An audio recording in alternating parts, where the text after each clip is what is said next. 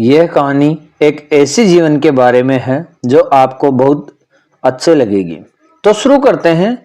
एक छोटे से शहर की दवा की दुकान पर एक गरीब माँ अपनी बीमार बच्ची के लिए दवा मांग रही थी। उसके पास पैसे पूरे नहीं थे। दुकानदार ने मना कर दिया। वह मायूस होकर रोने लगी। तभी वहां से गुजर रहे श्री रामेश्वर जी ने उससे पूछा, बहन क्या हुआ, इतना दुखी क्यों हो? माँ ने रोते हुए कहा, मेरी बेटी बहुत बीमार है। डॉक्टर ने यह दवा लिखी है, लेकिन मेरे पास 250 रुपये कम है। रामेश्वर जी ने बिना कुछ सोचे अपनी जेब से 250 रुपये निकाले और उसे दे दिए। माँ ने हाथ जोड़कर कहा, मैं जल्दी लौटा दूंगी। रामेश्वर जी मुस्कुराए और बोले, इसकी जरूरत नहीं, बस अपनी बच्ची का ख्याल रखना। घर पहुंचे तो उनकी बहू नेहा ने पूछा, पापा जी सब्जी नहीं लाए? बेटा, विक्रम ने कहा, सुबह मैंने तो 400 रुपये दिए थे सब्जी के लिए। रामेश्वर जी शांत स्वर में बोले, बेटा, रास्ते में एक माँ अपनी बच्ची की दवा के लिए रो रही थी, मैंने मदद कर दी। विक्रम ने थोड़ा नाराजगी से कहा, पापा मदद तो ठीक है, पर घर का भी ख्याल रखा कीजिए। आज बस दही चावल ही खाना पड़ेगा। नेहा भी चुप हो गई। माहौल थोड़ा भारी हो गया।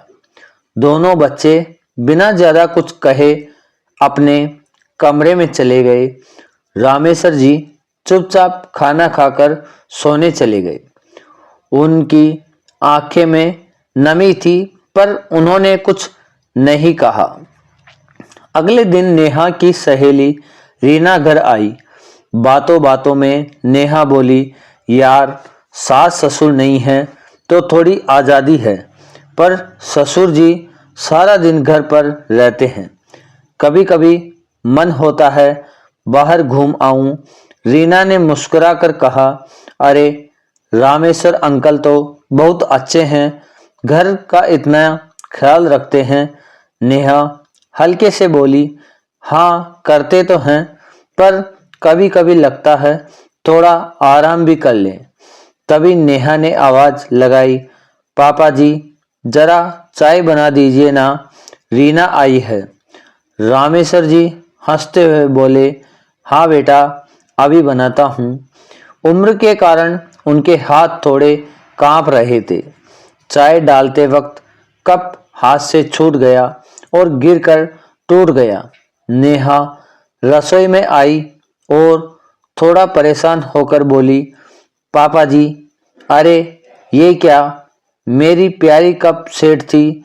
रामेश्वर जी ने हाथ जोड़कर कहा, सॉरी बेटा, गलती से हो गया, मैं साफ कर देता हूँ। रीना ये सब देखकर चुपचाप उठी और बिना चाय पिए चली गई। शाम को विक्रम घर आए तो नेहा ने बात को थोड़ा बड़ा चढ़ाकर बताया। विक्रम थोड़े नाराज होकर पापा के कमरे में गए और बोले, पापा हमें भी तो थोड़ा चैन से जीने दीजिए। रामेश्वर जी ने दुखी स्वर में कहा, बेटा मैंने कुछ गलत नहीं किया। विक्रम बोले, आज नेहा सारा दिन थकी हुई थी, उसने सिर्फ चाय मांगी थी, आप वो भी ठीक से नहीं कर पाए। फिर गुस्से में बोले, आज डिनर भी मत दीजिएगा इनको। रात को जब सब सो गए, रामेश्वर जी अपनी पत्नी सरला जी की तस्वीर के सामने रोने लगे। सरला, शायद अब मेरा यहाँ रहना ठीक नहीं है, बच्चे कुछ नहीं हैं, मैं वृद्धाश्रम चला जाऊंगा। उन्होंने एक चिट्ठी लिखी और चुपके से घर छोड़ दिया। सुबह विक्रम और नेहा को जब पता चला तो पहले लगा कि मंदिर होंगे, दोपहर तक भी नहीं आए तो चिट्ठी मिली। उसमें लिखा था, विक्रम, नेहा, मैंने तुम्हें हमेशा अपना सब कुछ समझा, पर अब लगता है मेरे रहने से तुम्हें तकलीफ होती है। मैं वृद्धाश्रम जा रहा हूँ, वहाँ मुझे सुकून मिलेगा। तुम खुश रहो। तुम्हारे पापा। दोनों को बहुत बुरा लगा। विक्रम तुरंत वृद्धाश्रम गए, माफी मांगी, लौटने को कहा, लेकिन रामेश्वर जी ने प्यार से मना कर दिया। बेटा, यहाँ मुझे सम्मान मिलता है, तुम्हारी खुशी में ही मेरी खुशी है। कुछ महीने बाद विक्रम के बॉस ने पूछा, रामेश्वर जी कैसे हैं? विक्रम हैरान, सर, आप पापा को जानते हैं?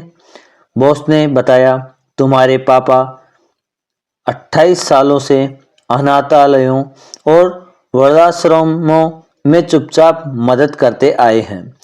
मैं भी उसी अनाथालय का बच्चा हूँ। वहाँ के बच्चे उन्हें भगवान मानते हैं। विक्रम ने और पता किया तो सच पता चला, 28 साल पहले रामेश्वर जी ने एक अनाथ बच्चे को गोद लिया था। वो बच्चा खुद विक्रम था। विक्रम और नेहा को जैसे धरती खिसक गई। दोनों रोते हुए वृद्धाश्रम पहुंचे। पापा, हमें माफ कर दो। आपने हमें जिंदगी दी, पाला पोसा, और हमने आपको दुख दिया। रामेश्वर जी ने आंसुओं भरी आंखों से गले लगाया और बोले, बेटा, प्यार में माफी वाफी नहीं होती। बस एक वादा करो, दूसरों की मदद करते रहना और अपने बच्चों को यही सिखाना। कुछ दिन बाद रामेश्वर जी बहुत बीमार पड़ गए। अस्पताल में आखिरी पल में उन्होंने विक्रम का हाथ थामा और बोले, मुझे तुम पर गर्व है बेटा, बस परिवार का ख्याल रखना। और वे चले गए। डॉक्टर ने बताया, अगर समय पर सही देखभाल और प्यार मिलता तो शायद बच जाते। ये सुनकर विक्रम, नेहा का दिल टूट सा गया। घर लौटकर उन्होंने सरला जी की तस्वीर के सामने प्रण लिया, हम अपने बच्चों को सिखाएंगे कि माता पिता हमारी जड़ें हैं, उन्हें सम्मान देना सबसे बड़ा धर्म है। और रामेश्वर जी की तस्वीर आज भी उनके घर में लगी है, एक चुपचाप सीख देती हुई कि जो माता पिता को सुख देते हैं वही सच्चे सुखी होते हैं। यह कहानी आपको कैसी लगी कमेंट में ज़रूर बताकर जाएं। तब तक के लिए चैनल को लाइक एंड और सब्सक्राइब कर दें और बेल आइकन ऑन दबाना ना भूलें, जिससे आपको और मज़ेदार नई नई कहानियाँ मिलती रहे। फिर एक और नई कहानी में मिलते हैं। तब तक के लिए धन्यवाद, शुक्रिया।